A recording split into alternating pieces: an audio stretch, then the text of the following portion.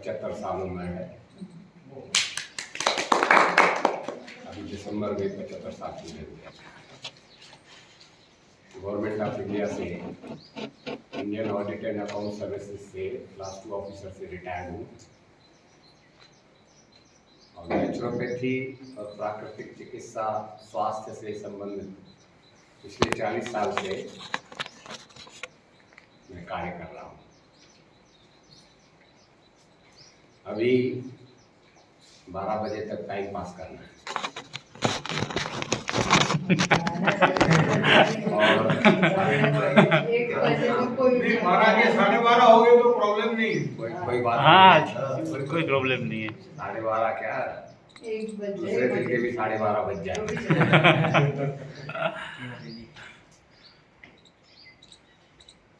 मैं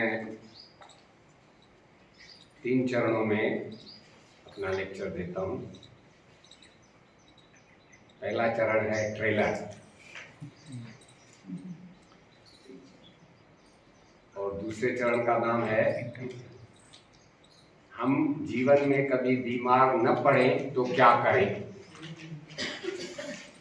और तीसरा चरण है हम जीवन में बीमार पड़ जाएं तो क्या करें। अभी शुरू में पहला चरण ट्रेलर में प्राकृतिक चिकित्सा और स्वास्थ्य से संबंधित केवल कोटेशंस ही मैं आपको बताऊंगा, बहुत अच्छा लगेगा आपको।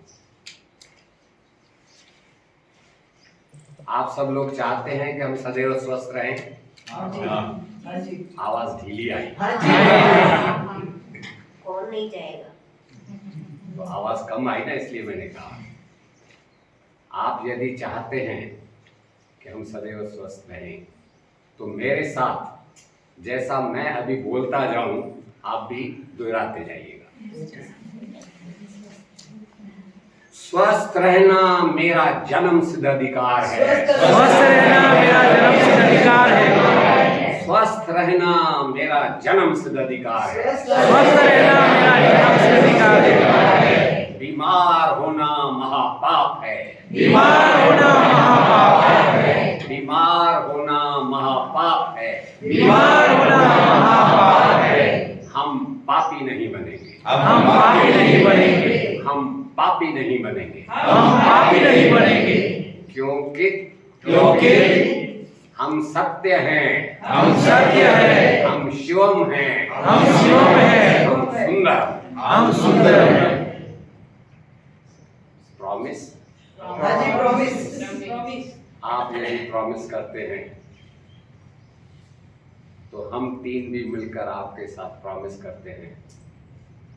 इन 3 दिनों में आप सब लोग नेचुरोपैथी और स्वास्थ्य के स्वयं के डॉक्टर बन जाएंगे।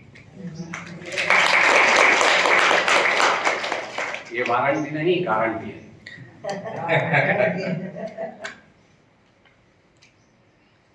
तैयार हैं? तैयार। बहुत तपस्या करनी होगी, बोलो क्या तैयार हो? तैयार है। इसलिए तो आए इधर। बहुत मेहनत करनी होगी, बोलो क्या तैयार हो? तैयार है। यदि आप तैयार हैं तो आपकी कोई रुकावट आपके सामने नहीं आएगी। जीवन में 7 सुख माने गए हैं। कितने सुख हैं? 7। मैं बोलता जाऊं, आप दोहराते जाइएगा। पहला सुख निरोगी काया। दूजा सुख घर में हो माया। तीजा सुख पतिव्रता नारी अथवा पत्नी व्रत पति। पहला सुख निरोगी काया। दूजा सुख घर में हो माया। तीजा सुख पतिव्रता नारी अथवा पत्नी व्रत पति। पत्नी व्रत पति। इसमें सब ढीले पड़ गए, हाँ? तीसरे में सब ढीले पड़ गए। आज जमाने में सब ये जमाने में नहीं है सर। नहीं, ये तो मैं महिलाओं का साथ दे रहा हूँ। अपन कहते हैं पतिव्रता नारी चाहिए, लेकिन पत्नी व्रत पति भी चाहिए। वो नहीं है अभी कलयुग में। मैं इसलिए कह रहा हूँ। इंडिया में तो सब एक नहीं है सर। तो ये तीसरा हो गया सुख। चौथा सुख पुत्र हो आज्ञाकारी। पांचवा सुख विद्या का दान। छठा सुख अपना हो मकान। सातवां सुख है सबसे न्यारा। भगवान जिसको लगता हो। तो ये जीवन में 7 सुख माने गए हैं। लेकिन ध्यान रखिए, इसमें क्या कहा गया है? पहला सुख टॉप पर, सबसे ऊपर निरोगी काया। यदि हम स्वस्थ नहीं हैं तो शायद आप यहाँ पर आते भी नहीं। स्वास्थ्य सर्वोपरि है। यदि आप स्वस्थ नहीं हैं, आपको 104 डिग्री बुखार है और मैं आपको बोलूं चलिए आज हवाई जहाज में घूमने चलते हैं, चलेंगे क्या?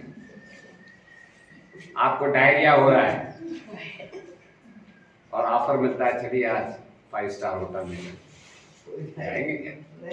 क्योंकि पहला सुख सबसे ऊपर है ये, और दूसरा जो है घर में हो माया। पैसा, पैसा सब कुछ नहीं है, लेकिन बहुत कुछ है। सब कुछ नहीं है, बहुत कुछ है। और तीसरा है पतिव्रता नारी।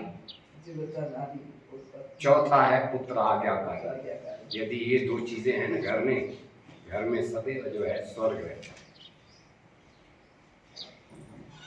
पांचवा सुख विद्या का दान, यानी जो भी हमें ज्ञान है उसका हम वितरण करें।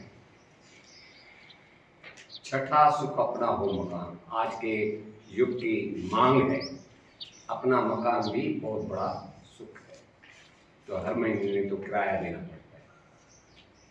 और सातवां सुख है सबसे न्यारा, भगवान जिसको लगता है। तब आपको कितने सुख मिल रहे हैं वो इनकम टैक्स की तरह आप असेस कर लीजिए। वो तो सभी भाग्य से मिलता है। हाँ, भाग्य के बिना कुछ नहीं मिलता। भाग्य क्या है? प्रारब्ध। जो आप आज कर्म कर रहे हैं वो भविष्य का भाग्य है। आप भाग्य के भरोसे मत रहिए। अभी अच्छे कर्म करो। अभी व्हाट यू आर डूइंग, अभी आप क्या कर रहे हैं, अच्छे कर्म करना है। यही आपका जो है भविष्य का भाग्य। भाग्य के भरोसे नहीं रहना चाहिए। अरे जो लिखा होगा वो होगा, मैं क्या कर सकता हूँ? नहीं, कर्म अच्छे करना है। जो लिखा होगा वो तो होगा ही ना। अभी आपको क्या करना है? कर्म अच्छे करना है।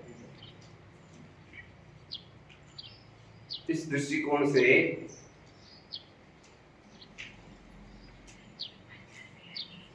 एक कोटेशन में स्वास्थ्य के ऊपर और बताता हूं।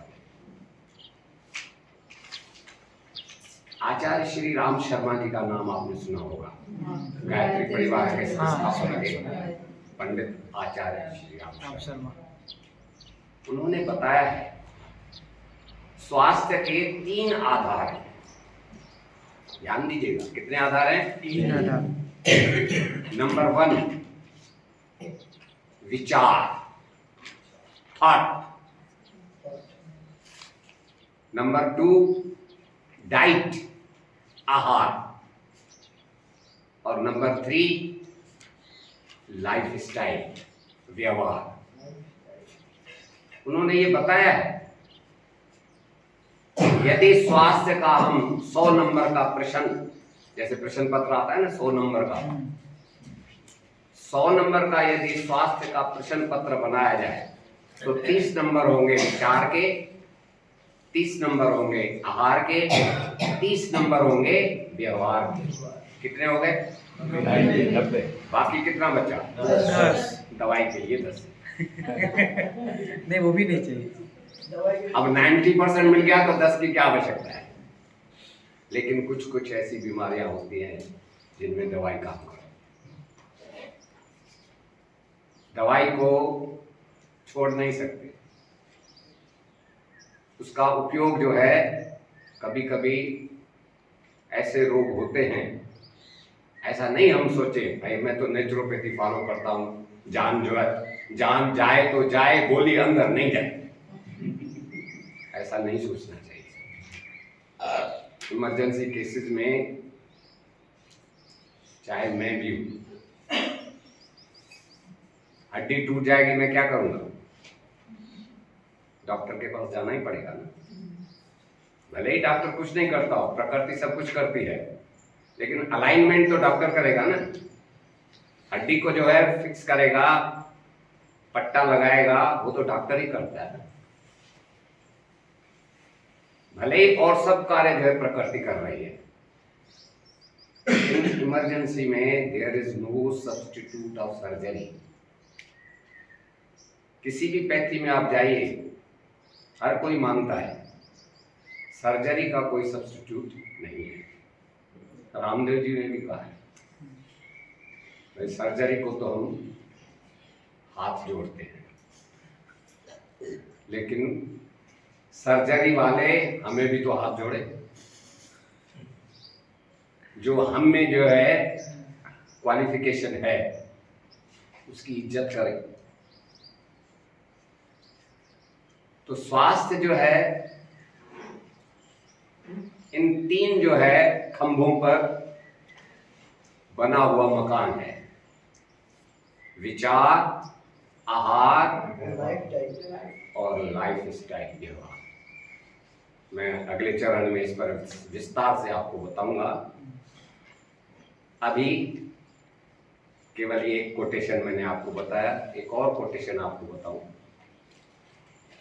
ये ऐसे कोटेशन हैं जिनको आप जीवन में फॉलो करेंगे ना, आप सदैव स्वस्थ रह सकते। एक कोटेशन: खुराक घटाओ, घूमना बढ़ाओ। बोलिए। खुराक माने खाने का भोजन, खाना। भोजन, खुराक घटाओ, घूमना बढ़ाओ। खुराक घटाओ, घूमना बढ़ाओ। मोटापा से मुक्ति पाओ। मोटापा से मुक्ति पाओ। रक्तचाप से छुट्टी पाओ। रक्तचाप से छुट्टी पाओ। हृदय रोग को दूर भगाओ। हृदय रोग को दूर भगाओ। मधुमेह से पिंड छुड़ाओ। मधुमेह से पिंड छुड़ाओ। दीर्घायु का लाभ उठाओ। दीर्घायु का लाभ उठाओ। केवल केवल खुराक घटाओ। खुराक घटाओ, घूमना बढ़ाओ। ऐसा क्यों कहा गया? क्योंकि हम जितना खाते हैं ना, आधे से हमारा पेट भरता है, आधे से डॉक्टरों का पेट भरता है। और ये वैसे वास्तविकता भी है।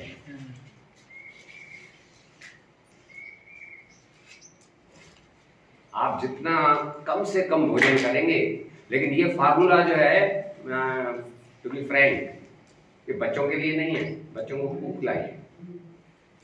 ये जिनका बॉडी डेवलप हो चुका है, शरीर डेवलप हो चुका है, पूरा विकसित हो चुका है, उनके लिए ये फार्मूला है। मेंटेनेंस के लिए चाहिए जितनी आवश्यकता है, क्योंकि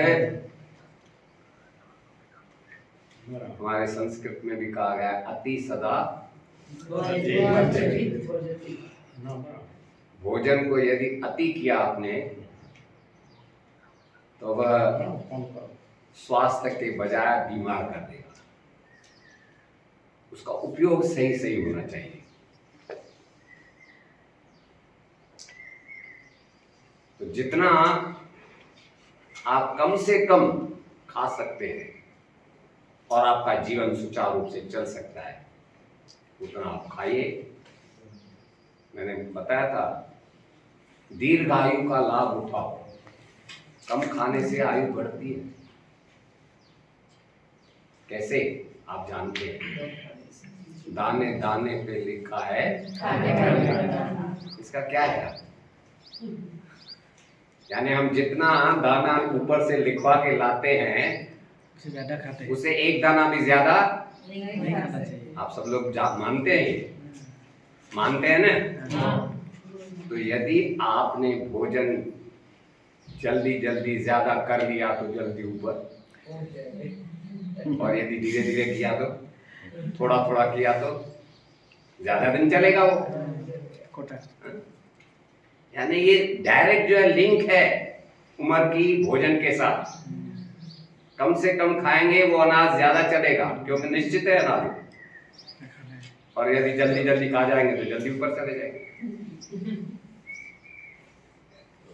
ऐसे ही योगा में प्राणायाम होता है। प्राणायाम में भी कहा जाता है लंबी और गहरी श्वास, लॉन्ग एंड डीप ब्रीदिंग उम्र बढ़ाती है। इसके पीछे भी यही फिलॉसफी है।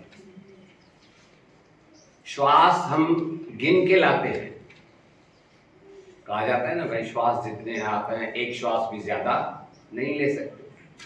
लेकिन उन श्वासों को यदि लंबा और गहरा करेंगे तो समय ज्यादा लगेगा, और ये जल्दी जल्दी श्वास लेंगे तो जल्दी श्वास खत्म हो जाएंगे। इसलिए प्राणायाम भी उम्र बढ़ाने के लिए बहुत लाभदायक है।